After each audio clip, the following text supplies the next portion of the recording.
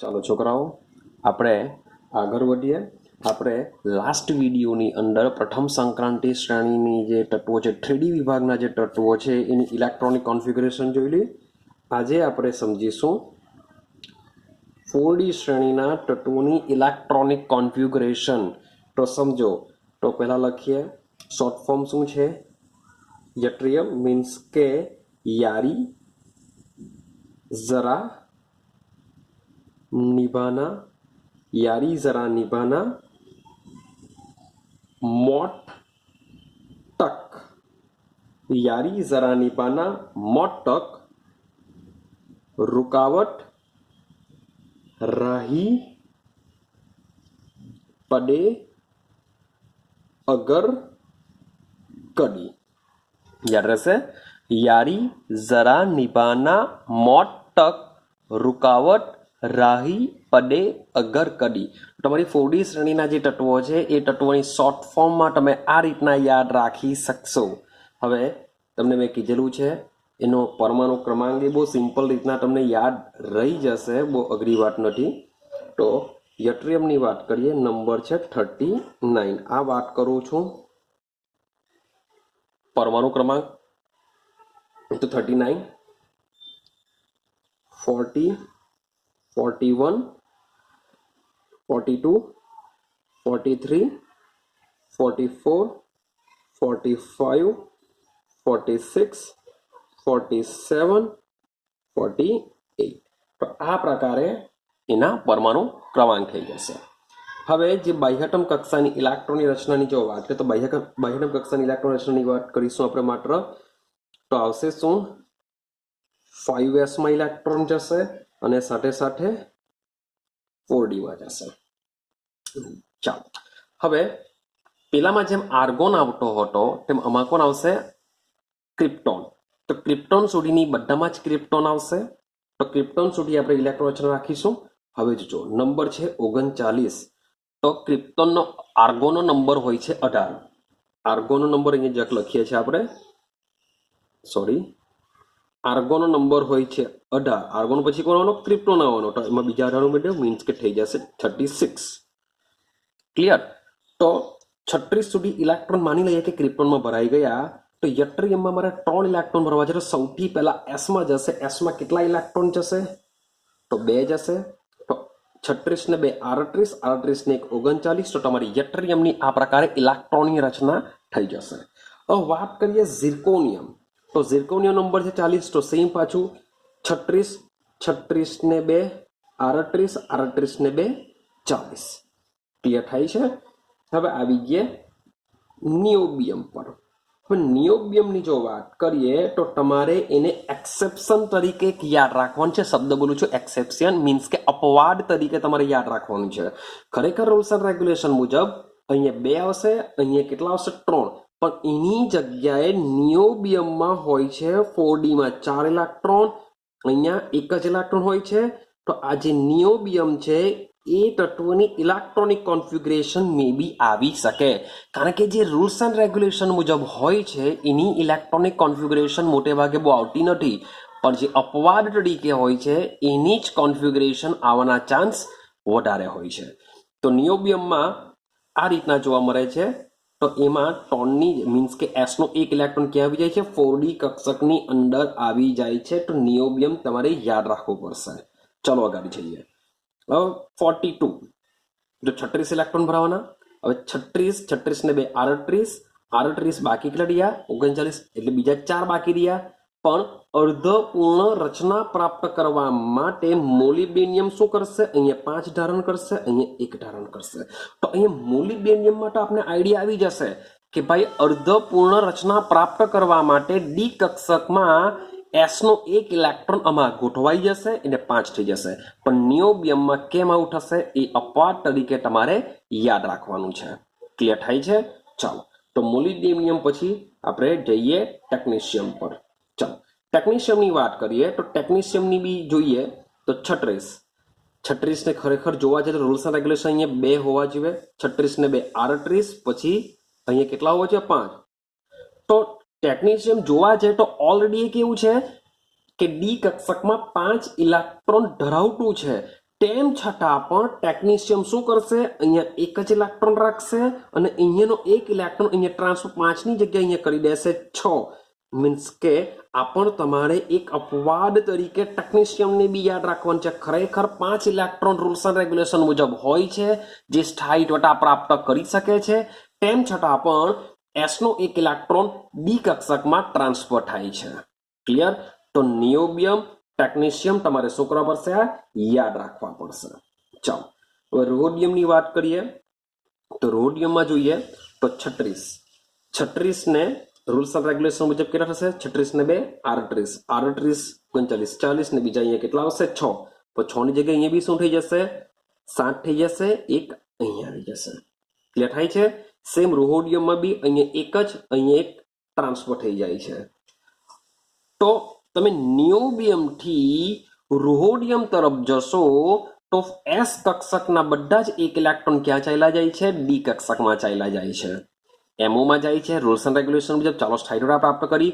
પણ ટેકનિશિયમમાં બી આઉટ થશે, રોડિયમ અને રેડિયમમાં બી આઉટ થશે. તો યાદ રાખવાનું છે તમારે, નિયોબિયમ થી રોડિયમ સુધી આ પ્રકારે એસ માનો એક ઇલેક્ટ્રોન શું કરશે? ડી માં ટ્રાન્સફર થશે. વાત કરીએ પેલેડિયમની. પેલેડિયમમાં શું થશે? તો 8 ઇલેક્ટ્રોન આવી જાય છે. હવે અહીંયા એક અને જો 9 લખું તો ડી કક્ષક શું કરશે? ફરીથી પાછી સંપૂર્ણ ભરાયેલી ઇલેક્ટ્રોનિક કોન્ફિગરેશન મેળવવા માટે અહીંયાના એક ઇલેક્ટ્રોન બી શું કરશે? ડી માં ખેંચી લેશે. માટે અહીંયા થઈ જશે 10, અહીંયા થઈ જશે 0. તો એક ઇલેક્ટ્રોન બી શું કરશે? અહીંયા ટ્રાન્સફર થઈ જશે. ક્લિયર થાય છે? હવે અહીંયા જોવા જઈએ તો અહીંયા 10 જ આવવાના સિલ્વરમાં. ઇઝીમાં કેટલા આવશે? 10. તો અહીંયા એક ઇલેક્ટ્રોન, અહીંયા કેટલા આવશે? 10 આવશે. મીન્સ કે સંપૂર્ણ ઇલેક્ટ્રોનિક કોન્ફિગરેશન મેળવવા માટે આ પ્રકારે 10 થઈ જશે. અને સેમ કેડમિયમની વાત કરીએ તો કેડમિયમ તો રૂલ્સ એન્ડ રેગ્યુલેશન મુજબ કેટલા આવશે? અહીંયા 2 આવશે અને અહીંયા આવશે 10 આવશે. ક્લિયર થયું? તો સૌથી પહેલા તમારે યાદ રાખવાનું છે કે યટ્રિયમ ને ઝિર્કોનિયમની જો વાત કરીએ તો રૂલ્સ એન્ડ રેગ્યુલેશન મુજબ ઇલેક્ટ્રોનિક કોન્ફિગરેશન થાય છે. પણ તમે નિયોબિયમ થી રોડિયમ સુધી જશો તો નિયોડિયમ થી રોડિયમની અંદર એસ કક્ષકના એક ઇલેક્ટ્રોન ડી કક્ષકમાં ટ્રાન્સફર પામે છે.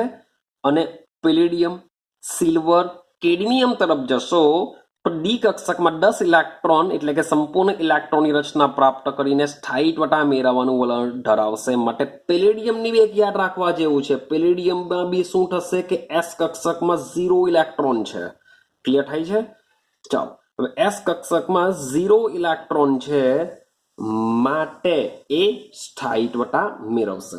હવે આ 4D શ્રેણીની જો સામાન્ય ઇલેક્ટ્રોનીય રચનાની જો વાત કરીએ, સામાન્ય ઇલેક્ટ્રોનીય રચના તો સમજો કેવી રીતના આવશે. ચાલો તો આપણે લખીશું NS. આપણે શું લખીશું? NS. હવે NS માં અહીંયા 5 છે.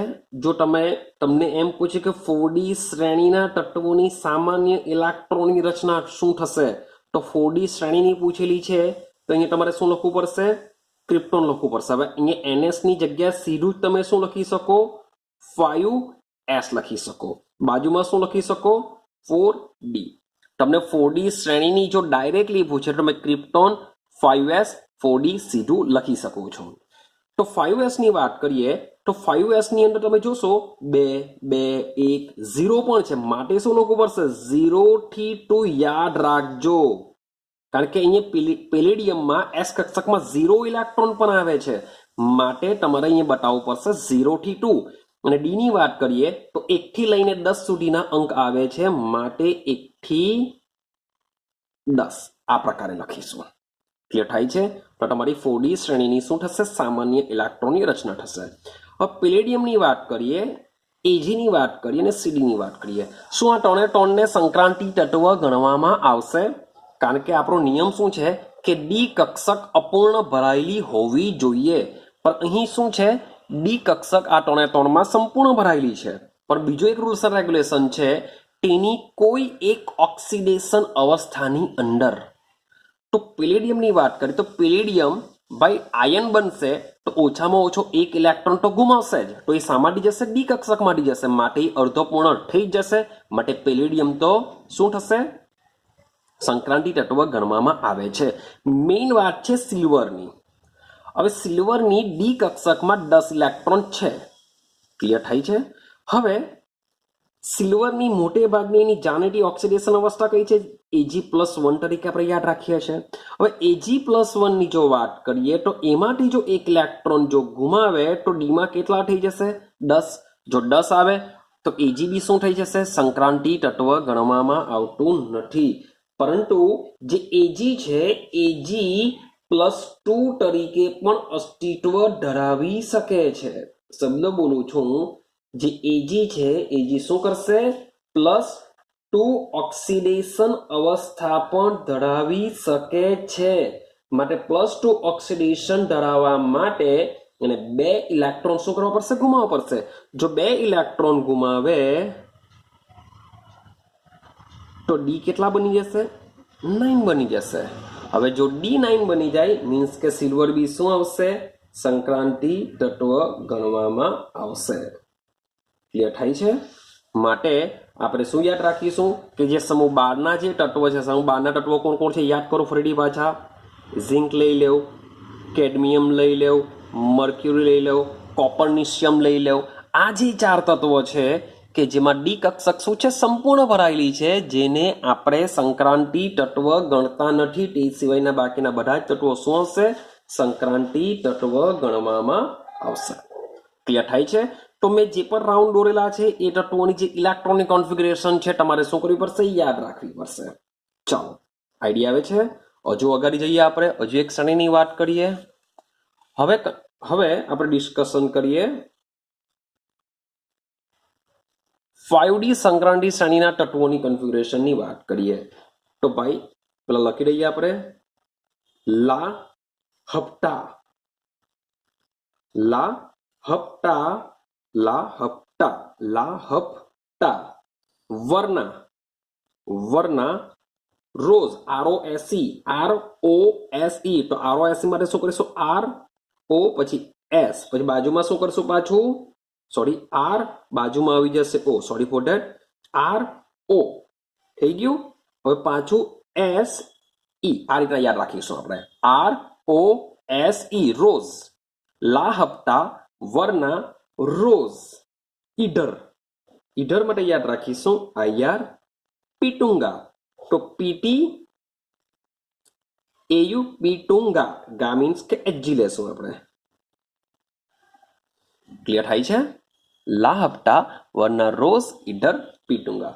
હવે લેન્થિનમની વાત કરીએ તો સેમ પાછું 48 નંબર પર આપણે અટકેલા છે. 48માં શું કરવું પડશે? આપણે 8 ઉમેરી દેવ, +1 કરીને લેન્થિનમનો નંબર થઈ જશે. તો લેન્થિનમનો નંબર આવશે, વાત કરીએ આપણે પરમાણુ ક્રમાંક, તો લેન્થિનમનો નંબર આવશે, આવી જશે 57 ઉપર. ક્લિયર છે? પણ હાફનિયમની જો વાત કરીએ તો હાફનિયમનો નંબર હોય છે 72. એ તમને મેં આગળના વિડીયોમાં ડિસ્કશન કરેલું છે કે લેન્થિનમ અને હાફનિયમની વચ્ચે કોણ આવશે? 4f કક્ષક આવશે. અને 4f કક્ષકમાં 14 ઇલેક્ટ્રોન ભરાશે. માટે આની વચ્ચેના જે 14 તત્વો છે, 14 તત્વો f કક્ષકના છે, જેને આપણે પછીથી અભ્યાસ કરવાના છે. ચલો, 72, 72 પછી શું આવશે? 73, 74, 75, 76, 77, 78, 79, 80. ચાલો, હવે જેમ પેલામાં ક્રિપ્ટોન આવેલો હતો, હવે આમાં કોણ આવશે? ઝેનોન આવશે. રેડી? તો એને આપણે ડિસ્કશન નથી કરતા, હવે આમાં યાદ રાખજો. ચાલો, હવે ઝેનોનનો નંબરની જો વાત કરીએ તો ઝેનોનનો નંબર શું થશે? તો ક્રિપ્ટોનની અંદર શું કરી દઉં? વધારે બીજા ઉમેરી દેવ તો તમને ક્રિપ્ટોન ઝેનોનનો નંબર મળી જશે. તો ઇઝીલી તમે આ પ્રકારે નંબર યાદ રાખી શકશો. તો યાદ કરો, ઝેનોનનો નંબર શું આવશે? 54. નંબર શું આવશે એનો? 54. તો 54 મીન્સ કે 54 ઇલેક્ટ્રોન તો આમાં ભરાઈ ગયેલા છે એવું ઝેનોનમાં સમજી લેવું. તો બાકી કેટલા રહ્યા? 3. તો 3 ની અંદર હવે કોણ આવશે? અહીંયા કક્ષક 6s આવશે, અહીંયા આવશે 5d આવશે. 6s અને 5d. તો 54 ને 2 56, 56 ને 57 મીન્સ કે લેન્થિનમની અંદર બી 5d કક્ષકમાં એક ઇલેક્ટ્રોન આવે છે, પણ એના જે ગુણધર્મ છે એ અહીંની જે 4f કક્ષકના જે તત્વો છે એને મળતા આવે છે, માટે એનો અભ્યાસ આપણે પાછળથી એ 4f શ્રેણીની અંદર જ કરીશું. ક્લિયર થાય છે? એને આપણે લેન્થિનમ શ્રેણી કહેશું, જેનો અભ્યાસ આપણે પછી કરવાના છે. હવે આગળ જઈએ તો સમજો. હવે સીધા હાફ નિયમ પર આવી જઈએ. હાફ નિયમમાં શું થશે? તો સેમ અહીંયા બી 6s માં શું થશે? 2 ઇલેક્ટ્રોન આવશે અને હાફ નિયમમાં બી આવશે 2 ઇલેક્ટ્રોન. તો તમારે યાદ રાખવા માટે શું કરવાનું છે? લેન્થિનમમાં 1, હાફ નિયમમાં 2, 3, ટંગસ્ટનમાં 4, રેડિયમમાં 5. આઈડિયા આવે છે? ચાલો, ઓસ્મિયમમાં 6, 7. આ રીતના ક્રમમાં યાદ રાખવાનું છે. 1 2 3 4 5 6 7. તો એસમાં શું આવશે? શું એસમાં બધામાં 2? તો હા, બધામાં રૂલ્સ એન્ડ રેગ્યુલેશન મુજબ જ ઇલેક્ટ્રોનિક કોન્ફિગરેશન થાય છે સીધા ઇરેડિયમ સુધી. તો આ જે તત્વો છે તેમાં ઇરેડિયમ સુધી કોઈ પ્રોબ્લેમ નથી. મીન્સ કે બધું જ રૂલ્સ એન્ડ રેગ્યુલેશન મુજબ ઇલેક્ટ્રોનિક કોન્ફિગરેશન ભરાતી જાય છે. પણ જ્યારે આપણે પ્લેટિનમ પાસે આવી જશું ત્યારે પ્લેટિનમને અપવાદ તરીકે તમારે યાદ રાખવાની છે. પ્લેટિનમને શું કરવાની છે? એસ અપવાદ તરીકે યાદ રાખવાની છે કે જેમાં એસમાં શું હશે? 1 જ ઇલેક્ટ્રોન હશે. અહીંયા ખરેખર 2 ને 8 આવવા જોઈએ, તેની જગ્યાએ 1 અને થઈ જશે 9. યાદ રાખવાનું છે. આ ક્લિયર છે? પ્લેટિનમ એ વિચિત્ર ઇલેક્ટ્રોન રચના છે, કારણ કે ભૂલ થઈ શકે છે. તો આ રીતના યાદ રાખવાની છે. બીજી બધી મીન્સ કે રૂલ્સ એન્ડ રેગ્યુલેશન મુજબ ભરાશે તો તમે નિયમ વાપરશો તો બી ચાલશે, પણ આ જે ઇલેક્ટ્રોનિક કોન્ફિગરેશન છે તમારે એને યાદ રાખવાની છે. અગાડી વાત કરીએ એયુ, તો એયુમાં શું આવશે? સેમ વસ્તુ પાછું 2 ને 9 આવશે, તેની જગ્યાએ આપણે શું કરીશું? 1 અને 10. આ તો આપણે આઈડિયા હશે જ કે ભાઈ શું કરવા માટે આવું થશે? તો સ્થાયીત્વતા મેળવવા માટે આ પ્રકારે થાય છે. અને મર્ક્યુરીની અંદર શું થશે? 2 10. ક્લિયર થાય છે? તો આ પ્રકારે એનું ઇલેક્ટ્રોનિક કોન્ફિગરેશન થશે. આ 5D ની અંદર તમારે પ્લેટિનમને એક યાદ રાખવાનું છે કે જે થોડી અપવાદ તરીકેની ઇલેક્ટ્રોનની રચના ધરાવે છે. અને એ જ પ્રમાણે તમે 6D શ્રેણીને જોશો તો 6D શ્રેણીમાં પણ તમને ખાલી સેમ રોન્જન્ટિયમની અંદર તમને એક અપવાદ તરીકે જોવા મળશે. એ બી આપણે અપવાદ નહીં કહી શકીએ, પણ એ રૂલ્સ એન્ડ રેગ્યુલેશન મુજબ જે 2 અને 9 જે જમા થાય છે તેની જગ્યાએ શું થઈ જશે? 1 અને 10 થઈ જશે. મીન્સ કે એયુમાં જે વસ્તુ આપણે કર્યું તે જ પ્રમાણે અહીંયા 1 અને 10 થઈ જશે. બાકીની બધી જ કોન્ફિગરેશન રૂલ્સ એન્ડ રેગ્યુલેશન મુજબ ભરાશે, માટે ઇઝીલી તમે એને શું કરી શકશો? યાદ કરી શકશો. એકવાર તમે બુકમાં જોશો તો તમને આઈડિયા આવી જશે. જો આ ખબર પડી જશે તો આઈડિયા આવી જશે. ક્લિયર થાય છે? તો 4D અને 5D શ્રેણીના તત્વોની જે ઇલેક્ટ્રોનિક કોન્ફિગરેશન છે જેમાં જે અપવાદ તરીકે છે એને આવવાનો ચાન્સ આવી શકે, કારણ કે રૂલ્સ એન્ડ રેગ્યુલેશન મુજબ નથી. ચાલો હવે આપણે આગળ જઈએ. હવે આ જે ડી કક્ષકના જે ડી કક્ષકો છે એ ડી કક્ષકો એસ કક્ષક અને પી કક્ષક કરતા પરમાણુના પરિઘ પર વધુ પ્રક્ષેપિત થયેલી હોય છે.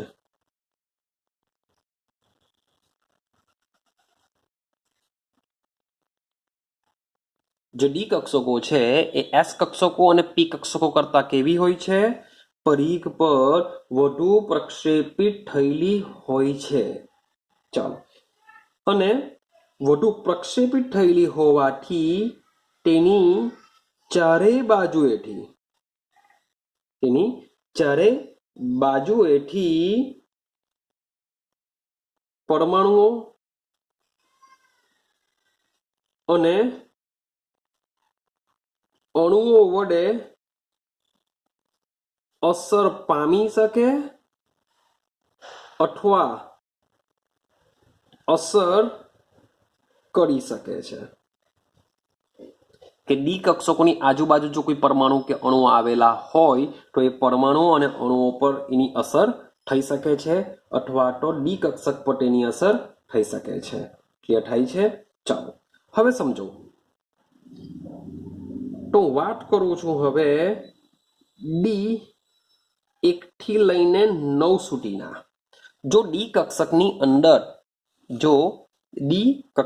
અંદર 1 થી 9 તત્વો હોય, હવે 1 થી 9 તત્વો જો હોય તો આવા શબ્દ બોલું છું આયનોમાં, મીન્સ કે 1 થી 9 ઇલેક્ટ્રોન ધરાવતા જે આયનો છે એ આયનોમાં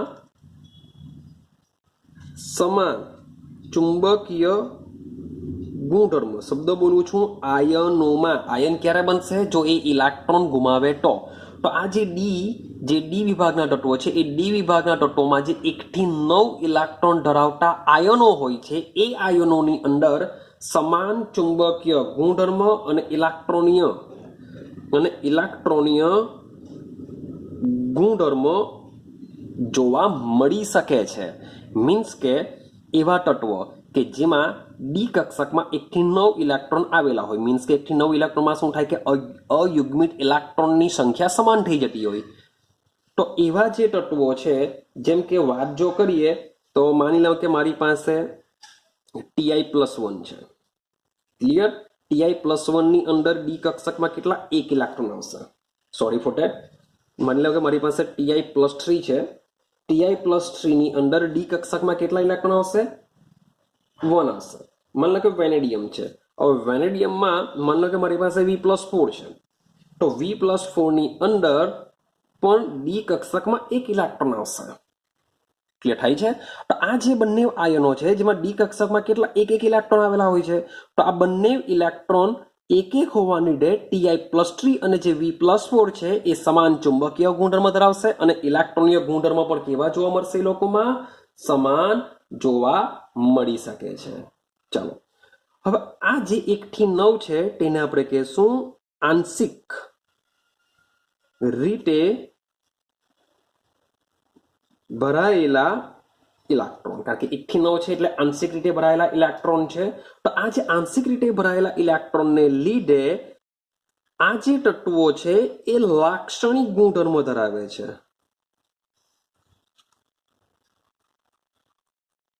યાદ રાખજો કે જે ડી કક્ષકમાં અયુગ્મિત ઇલેક્ટ્રોન અથવા તો આંશિક રીતે ભરાયેલા ઇલેક્ટ્રોન, આંશિકનો મતલબ શું થશે? 1 થી 9 ઇલેક્ટ્રોન. તો 1 થી 9 ઇલેક્ટ્રોન જે આંશિક રીતે ભરાયેલા છે જેને લીધે એ લાક્ષણિક ગુણધર્મ ધરાવશે. ભાઈ કેવા લાક્ષણિક ગુણધર્મ ધરાવી શકે? તો કયા કયા ધરાવી શકે? તો 1 થી 9 ઇલેક્ટ્રોન ભરાવાને લીધે તે શું કરી શકે? સોરી ફોર ધેટ, વિવિધ ઓક્સિડેશન અવસ્થા ધરાવી શકે.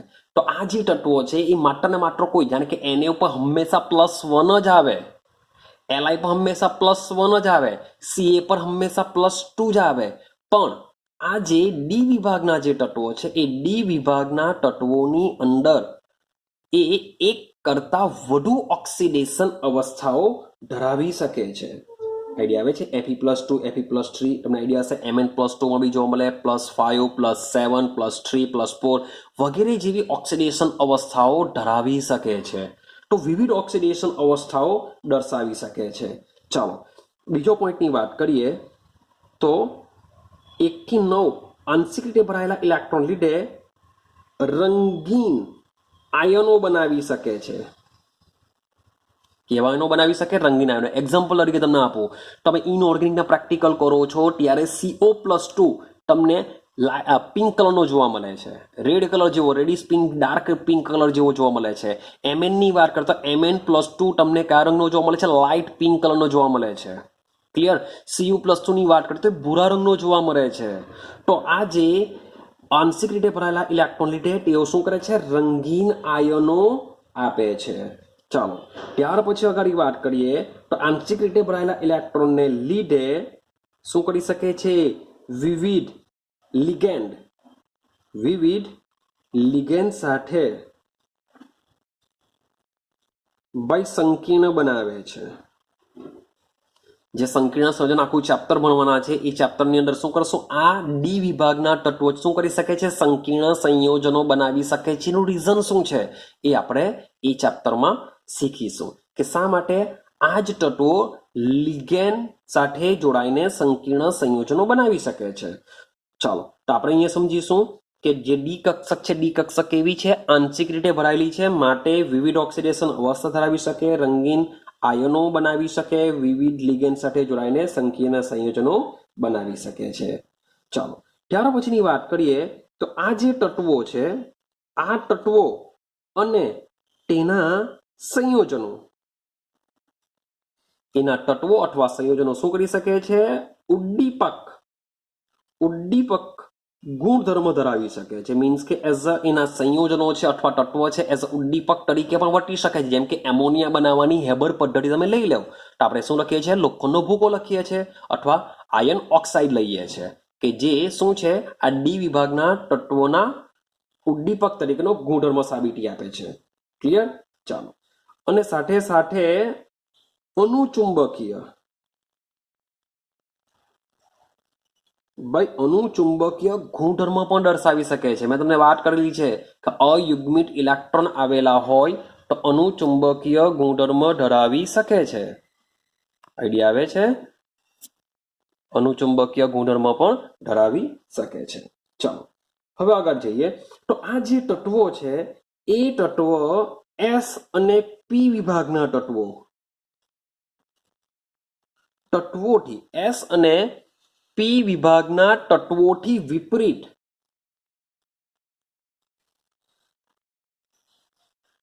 સમક્ષિતિજ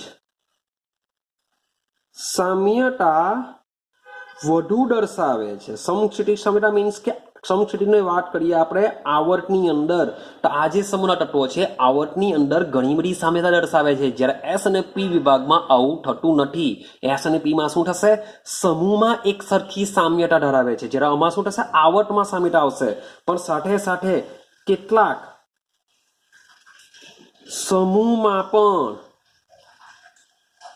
સામ્યતા તમને જોવા મળી શકે છે. ક્લિયર? તો આ જે ચાર શ્રેણી છે, ચાર શ્રેણી 3D 4D 5D 6D, તો આ ચાર શ્રેણીમાંથી આપણે શું કરીશું? માત્ર જે 3D સંક્રાંતિ શ્રેણી છે એ શ્રેણીના તત્વોના ગુણધર્મની આપણે અહીંયા ચર્ચા કરવાના છે. ક્લિયર છે? તો હવે આપણે શું કરીએ? 3D વિભાગના જે તત્વો છે, સંક્રાંતિ તત્વો છે, એમના ભૌતિક ગુણધર્મનો અભ્યાસ કરીએ, જે આપણે નેક્સ્ટ વિડીયોમાં કરીશું.